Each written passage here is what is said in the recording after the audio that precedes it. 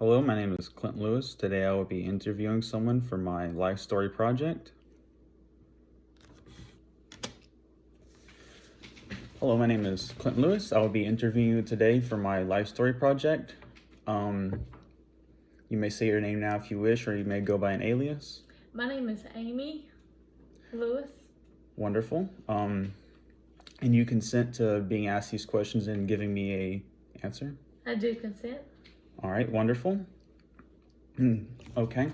And you do understand that I am recording your responses for my use later to type up and as well as for my teacher to Yes, sir. review. Okay. Yes, sir. Wonderful. Okay, so I have some pre-written questions here I'm just going to ask you. Go and get started. So, where were you born? And do you think if you had been born somewhere else, this may have affected how you grew up? I was born in Augusta, Georgia, primarily raised in Crossville, Tennessee. So I think having been born in Georgia and living in a different state in the beginning, I think it shows the different, because the states have two different, just the way they bring people up. Yeah.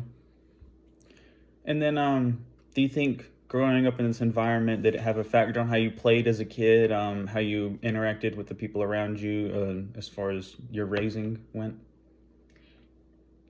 I think coming from a bigger family showed how we interacted with other kids. Not necessarily that we were we lived in a different state or in a different area. I think just being around people. Okay. Move on to the next question. So what was your family structure? How many siblings? Did you live with your grandparents, your parents, that sort of thing? I lived with my parents. There were 7 of us, 6 boys, 1 girl. I'm the only girl. Okay. So do you think maybe having that many people in your household affected how you grew up? If you were more concerned about privacy, not concerned, if you didn't get a lot of privacy, that sort of thing? No, because we didn't really have a lot of privacy. We all kind of shared rooms and shared items because there's just so many of us, and the money just wasn't there for everybody to have their own things. So, no, not a lot of concern for privacy. It just taught us more about sharing. Okay. So moving on to the next question, that was a good segue. What was your family's social status? Did both your parents work? I don't want to ask the exact income of your parents, but was there a lot to go around? Both parents did work. My mom didn't work a whole lot, but she worked some to help fill in. We weren't in a higher economic class. We were more poor to middle class based on family standards with the number of children. Okay.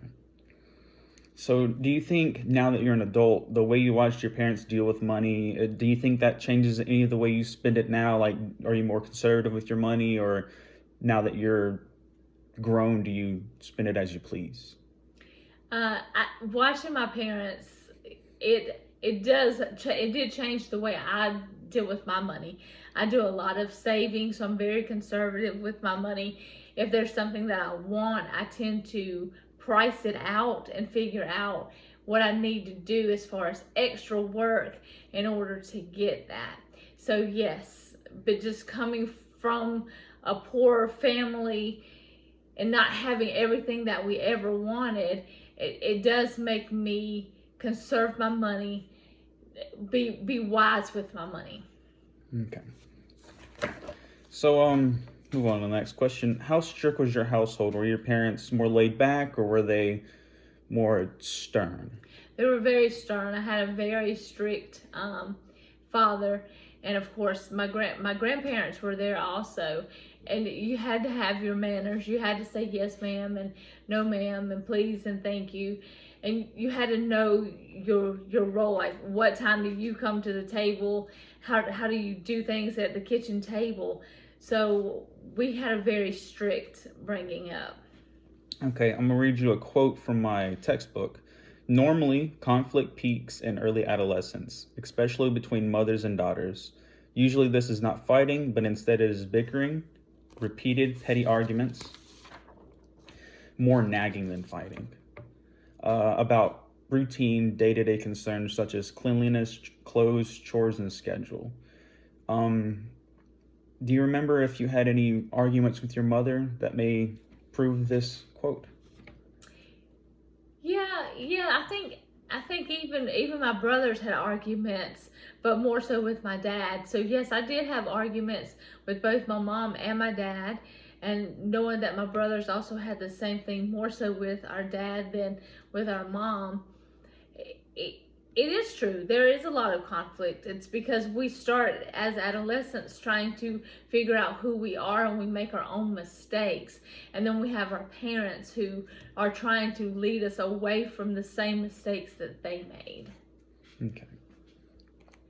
So we'll go ahead and move on to the next question. What was the most memorable thing you received from your parents?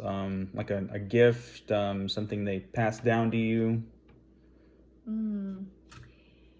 I guess it's just the memories that they were able to give us, knowing that we didn't have a whole lot of stuff. We were still able to do things, and we made memories as a kid. So when we all get together and we talk about those memories, that's what is memorable to me right now. And did these memories, did they motivate you to move yourself up in life, to pursue a dream? Did they push you in a certain direction as far as you wanted to take your life? I don't know that those memories made me want to be something better. I think it just made me want to be able to make memories later on down the line. I don't think it led me in a certain path as far as like a job or a school or anything like that. I think it's just more about the memories. It just made me want to make my own memories. I see. All right, we'll move on to the next question then. What was your religious background as a kid? Baptist. Baptist. Right. And we spent Sundays at church. We went to Sunday school and we went to church, and then of course we came home and had family lunch after church. Okay, so I'm going to read another quote from my textbook. Most adolescents question some aspects of their faith, but their religious identity is similar to that of their parents. Few reject the religion if they have been raised in it, especially if they have a good relationship with their parents. Do you still follow the same religious beliefs? Can you prove that quote right, that you still follow your beliefs that you were raised on? Yeah, I would say that quote is correct, because I do still follow in the Baptist belief. Okay. All right, let's move on to the next question. What holidays did you celebrate growing up, and do you still celebrate them now? Yeah, we pretty much celebrated all the holidays from the New Year's down to St. Patrick's Day to July the 4th to Halloween, Thanksgiving, Christmas, and we still celebrate all of those holidays. Do you think celebrating these holidays has maybe made you more closely rooted to home, to family? Yeah, because I think in the holiday sense, that's kind of when everybody as a family comes together. So I think it roots us a little bit more to family. Okay, we'll move on to the next question. So how did you celebrate these holidays growing up? I know you said that's when it brought family together. Did you spend a lot of time with family, or were some holidays more distant? Some of the littler holidays like St. Patrick's Day or July the 4th, it wasn't as family oriented. We still would have family come, like on July the 4th for homemade ice cream and fireworks. But the bigger holidays, it was more family oriented. And do you think this connection with your family, did it have any effect on how you view these holidays now? Like, has celebrating these holidays maybe helped to define you in any way as far as family structure goes? just looking back over the years from the holidays, it shows how I've grown and matured over the years. So I do think it defines me in a certain aspect. Yeah. Okay. So move on to the next question. What is your highest level of education? High school, college? I have a master's degree. Master's. Okay. And then were you made to do this by your family, or did you do this on your own accord to find your own way in life? I did my master's on my own accord. Of course, it was always driven into us, especially into me, because I was the only girl that I needed to go to college. I needed to do that so I could have a good future for myself. But I was never told in which direction to go. So you chose your direction. So I chose my own direction. Okay. Do you think achieving this level of education has helped you to, find where you fit into society, who you are? Yeah, I think so. Of course, when I started out going to college, it was something I just thought I wanted to do, but of course I had to change direction a couple of times. And each time I changed the direction, I was growing as a person and doing different things. Okay. Do you think if you had, I don't know, maybe educated yourself a little different, that might have changed how you think you feel, or where you fit, who you are?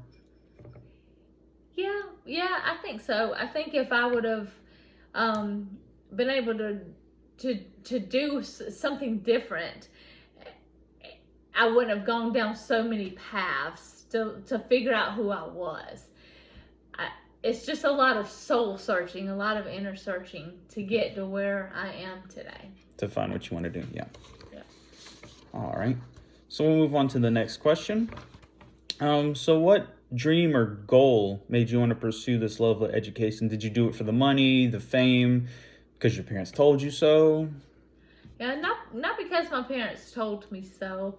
I knew I had to go to college because my parents told me so. Yes. But I just didn't know what I needed to do until I started down the path. And when I found what I loved, which was helping people, that's all I knew. I don't do my nursing stuff for the money, because it's just the love. You have to have a love for caring for people. It's not about money or fame or anything like that. Okay. So after achieving your goal, which is to help people, have you ever looked back and wondered how maybe that may have developed, how you maybe found that you wanted to help people in life? Yes, because I started out wanting to do cosmetology, hair and makeup, but I soon realized that's just not me. I'm not a hair and makeup girl, so I had to do something different. So I did accounting, and I love crunching numbers and things like that, but it just wasn't until I did fire and EMS that I realized this was my calling. So I became a firefighter EMT, and I got into the medical field and just worked my way up from there. Okay. This is a good segue. As a kid, what did you want to be? What was your dream job? I wanted to be a school teacher. I used to teach school outside by myself, or make my brothers listen to me teach them school, or I would set my teddy bears up and I would teach school to my teddy bears. So I wanted to be a school teacher. So I guess in a way I always wanted to help people. I just didn't know in which direction to help people. Wonderful. So do you think younger you would be proud of what you've accomplished like today? Yeah, I do. I think the younger me would be proud. I think a little shocked that I have made it as far as I have, for sure. But yeah, I think so. Okay, we'll move on to the next question. So you've already mentioned a lot of the jobs you've had over the years, but what occupations have you had exactly? Starting from the first. Well, I got my first job when I was 16 years old at a gym. So I worked in like personal fitness, the gym workout type thing. I've done GNC, which is where you sell vitamins and things like that. I have worked as fire, EMS, law enforcement, CNA, LPN, RN, and now a nurse practitioner. That's wonderful. So I'm going to read you a quote from my textbook. The typical young adult does not follow one vocational identity, but instead changes jobs every year. A quest that may begin in adolescence, but does not end there. They search for meaningful and satisfying work. Would you say that you changed your jobs to find satisfaction, or did you just change them as you learned and developed? I think initially in the beginning it was more about satisfaction. If I wasn't satisfied with something, I would just, oh no, I can't do this anymore. Kind of like going to college for the cosmetology. It just wasn't satisfying to me. But as I kept going, I don't just change jobs because this is not satisfying. I change roles because I'm learning and growing as a person. So I'm still in the same field. I just have a different or a higher job title now. Okay. So we'll move on to what job you have now. You said nurse practitioner, was it? Yes, I'm a family nurse practitioner. And what are some of the aspects of your job that you do? Well, I see patients, so patients that are sick or patients that just need to come for a routine visit. I see them, I talk to them, we discuss their plan of health moving forward. If they're sick, I give them medicines to try to help them better. If they have conditions, then I try to treat them and give them a plan of care so that they can have a full and sustainable life. Okay. All right, so now we're going to move on to some questions that are not more directed towards you, because these all have been directed at you, but like more or less on your work and family. So, how similar are you to your parents? I would say I'm very similar because my parents were strict growing up, and I am extremely strict raising my own children. Do you think you learn from any of their mistakes as far as raising kids, money, jobs? I'm going to say yes to an extent. I don't know all of the mistakes that my parents made, but I think as I've grown and matured over the years, I see why they would push me not to do something is because they may have already lived out that part and they didn't want me to suffer through that. So now I'm the same way. I don't want my children to suffer through things that I suffered through. So I try to teach them not to do that. Okay. Move on to the next question.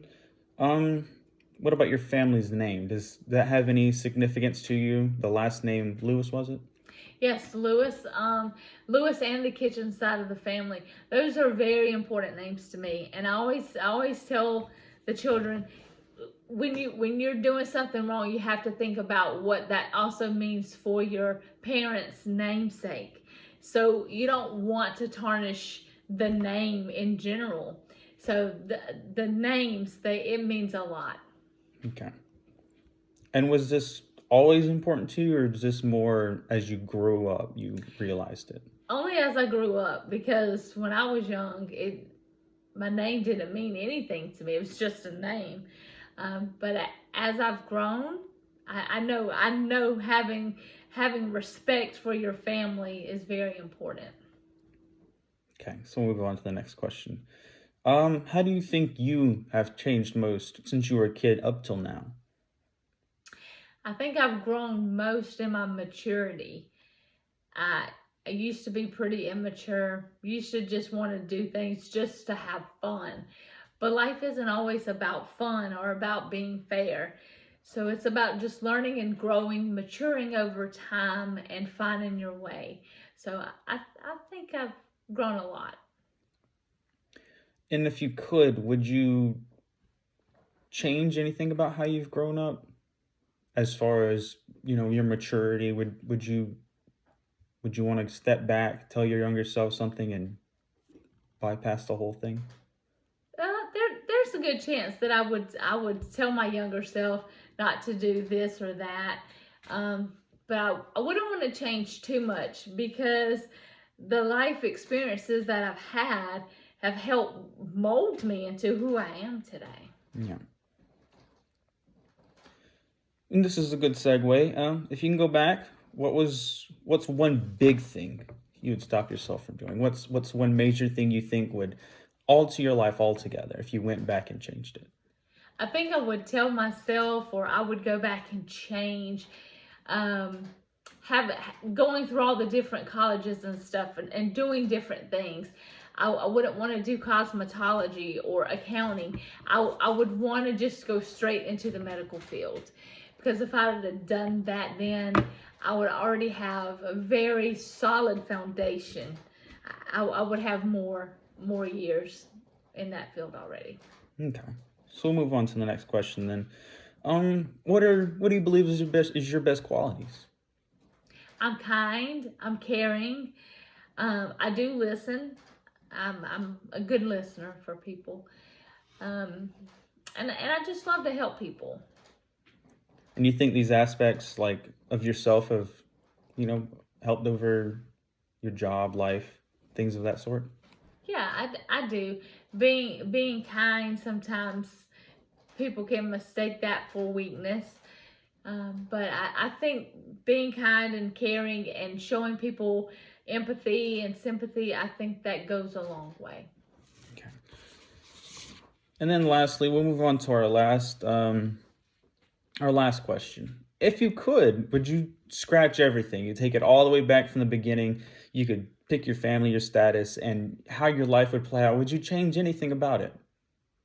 No, I don't think I would. I don't think I would change anything. Like I said earlier, my life experiences is what molded me into the person I am today. And if I would change that, I might not be this person I am. I might be something completely different. Yeah. So you believe that your life and your life experiences are kind of what helped shaped you into the Yes, person I do. you are, helped you Yes. find your identity. Yes, I do. That's wonderful. And that was all the questions I had for you. Thank you, Amy. It's been nice interviewing you today. Yes, thank you so much for your time. You're welcome. And that'll conclude my presentation over my life story project.